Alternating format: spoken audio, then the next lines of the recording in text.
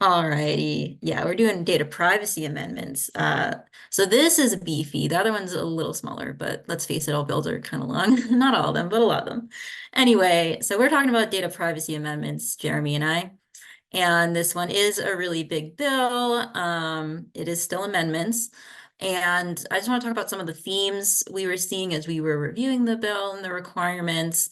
So we're seeing a lot about employee training and trainings around privacy for employees at LEAs. And we're seeing a lot of things that we already are doing for student data, but expanding that to anybody whose personal data is collected or stored at schools or LEAs.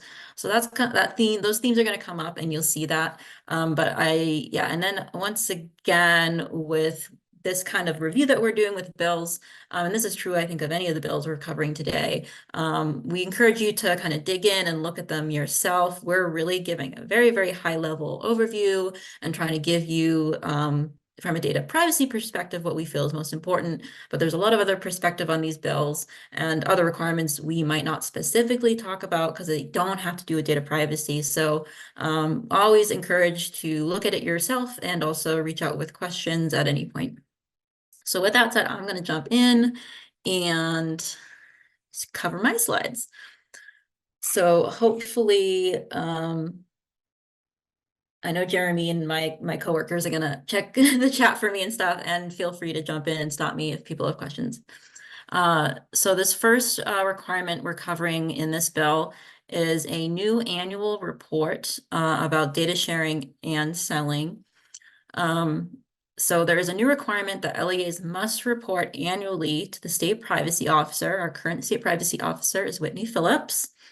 And in this report, we at least know at a minimum that Whitney would like to see the types of personal data that an LEA shares. And technically it talks about selling, but most LEAs aren't going to be selling data, hopefully. The basis for sharing the personal data and who receives the personal data from the LEA. So this is a brand new requirement. There's, I'm sure you guys have questions about what medium do they want this report in? When do they want it? What should it include? Will they require more than what is listed in the bill? So we've been in contact with Whitney about this, or at least Katie has, and Whitney will be reaching out or informing. We'll be informing everybody what she would like to see and how she would like to obtain it. And she did suggest that she might want more included in the report than just the minimum requirements. So she's really the one who's going to be making that determination of what she wants in this report. So that's kind of the information I just have to pass on to you today. With each of these requirements, we try to parse them out and decide, what kind of action items do LEAs need to know about. So on these pink boxes on the side where it says action, we have upon request. So when we're saying that, when Whitney says, hey guys, it's go time. Upon request, create an annual report which contains the required personal data sharing information. And just it would probably benefit LEAs in preparation for this required report. Take an inventory of employee data. What kind of systems are you keeping that data in? We often think about HR systems when we're thinking about that. And ensure your MDD is current and comprehensive, because at least from a student data perspective, your MDD might cover some of these requirements already. Okay, so I see stuff coming in the chat, but it looks like Katie and others are covering it, so thank you guys. But if there's something I need to address, let me know.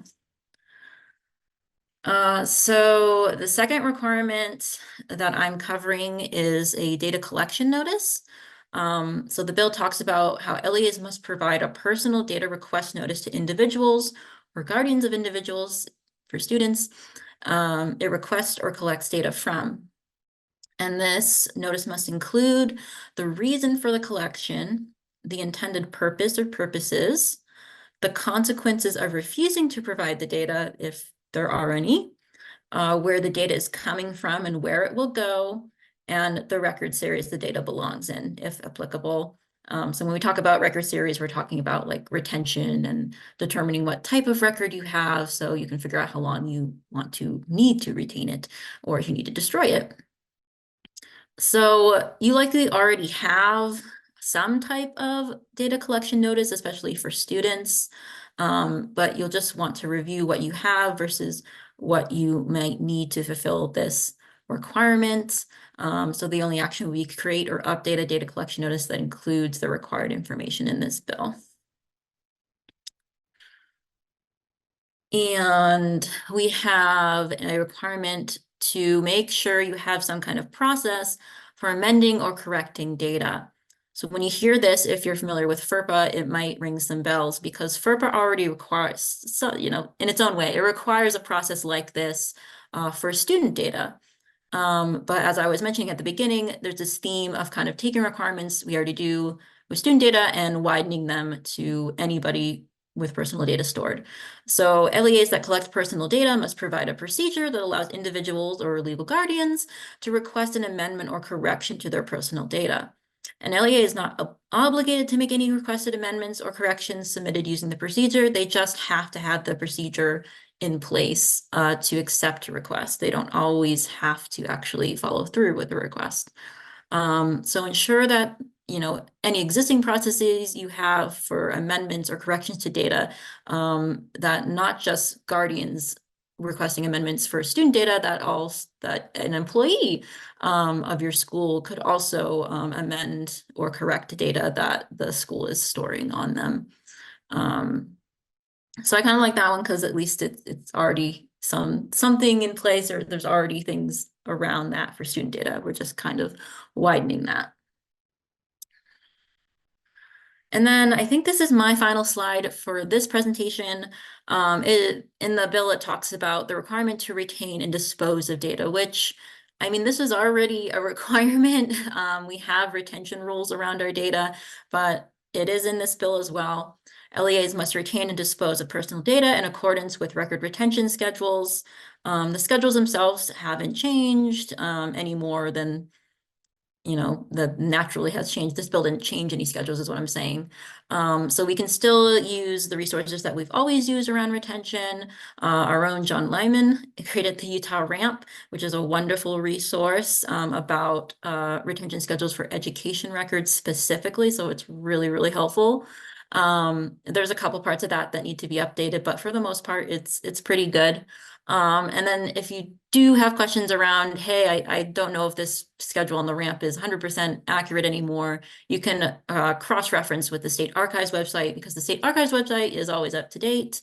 And you can search that for any retention schedule for any type of record. And it's a pretty cool website. I've been using it and for my projects, and I've really enjoyed it. So as you probably already have been doing, just ensure that personal data records are being retained and disposed of according to retention schedules. And John has some great Canvas courses linked, I believe, in our resource document around record retention, which can provide a lot more information on that if you need it. All right, so this is where I will jump off and Jeremy can step in and present his portion. Thanks, Melissa, and hello, everyone. So between May of this year and no later than January 2027, you're required to review your privacy practices, document any that are non-compliant, compliance meaning that you're doing the things mentioned in this presentation, and create a strategy to correct any issues. Furthermore, the bill specifically calls out data minimization, so collecting and storing only data that is absolutely necessary. So keep that in mind as you work through your current practices. Next slide, please.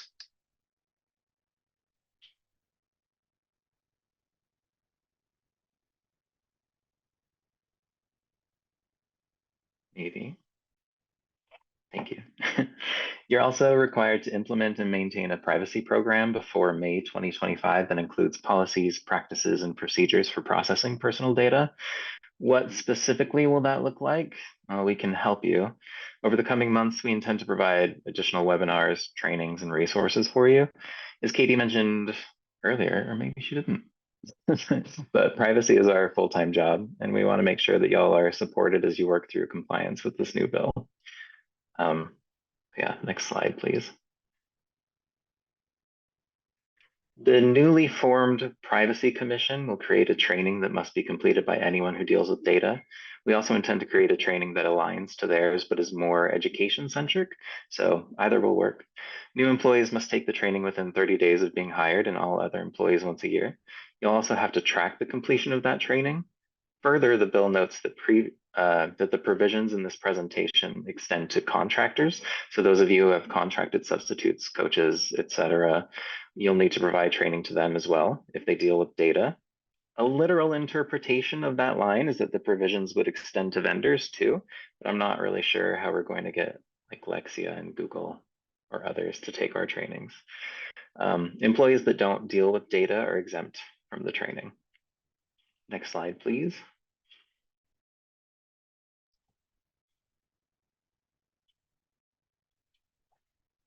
HB 491 also modifies existing data breach notice requirements.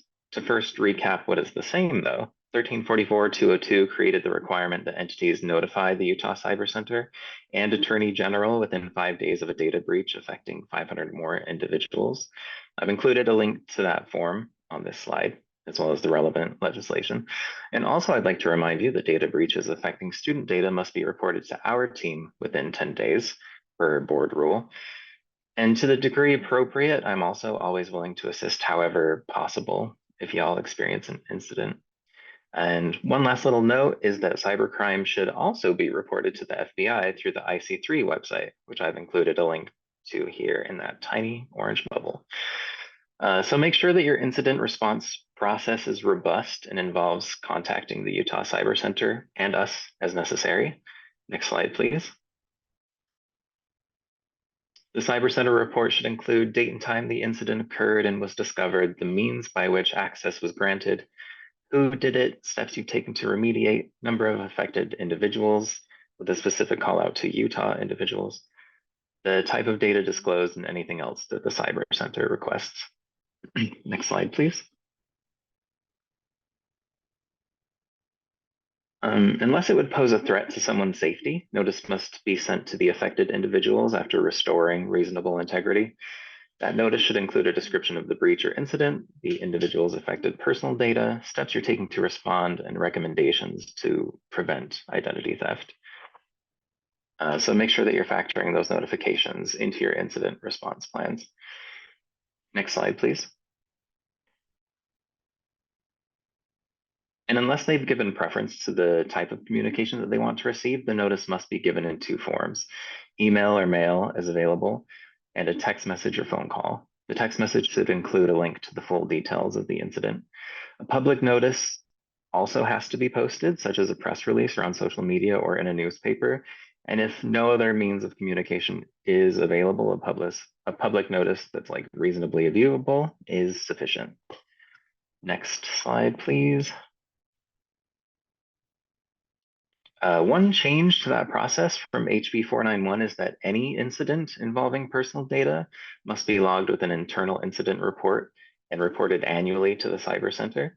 And that truly is any incident. So a great example being like a teacher who sends an email with every parent in the CC line instead of BCC. If it involves unauthorized access, misuse, or disclosure of personal data, it has to be logged.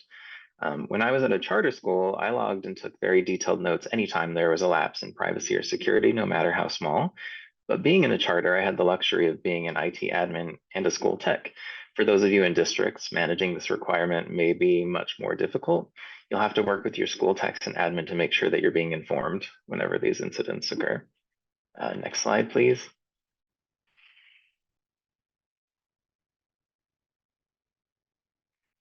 I see a question in the chat. Who is the Cyber Center? The Utah Cyber Center, I don't remember when they were created, but they exist to assist Utah entities, like governmental entities, with incident response and also to provide training and resources. And per the legislation, they're the people that you have to report to if there is any sort of a data breach or incident. And yeah, Katie just posted the link in the chat. Again, we couldn't cover every single thing in this bill, so we want to leave you with some contacts. Whitney and Nora both work at the Office of the State Auditor, and they're great resources if you want to schedule a privacy health check or have questions about this bill. Chris Bramwell is the Chief Privacy Officer of the newly formed Office of Data Privacy. So I'm sure he's available too. Next slide, please. But of course, we are available whenever you have any questions or comments, no matter how small. So please reach out and please take a look at the bill yourself, as we've said a million times now, because it was quite large. Next slide, please. And as I mentioned earlier, we're not going to leave y'all hanging on this. We'll work to support you in the coming months with additional trainings and resources. Thankfully, and thanks to all of you, our state is very mature when it comes to student data privacy. This bill just extends many of those practices to other types of personal data, like employees. But even then, it'll still be a big lift when y'all have so much else to do. So we're here to help. And that's all I've got. Thank you. If there are any questions, please feel free to put them in the chat. Otherwise, yeah, that's it.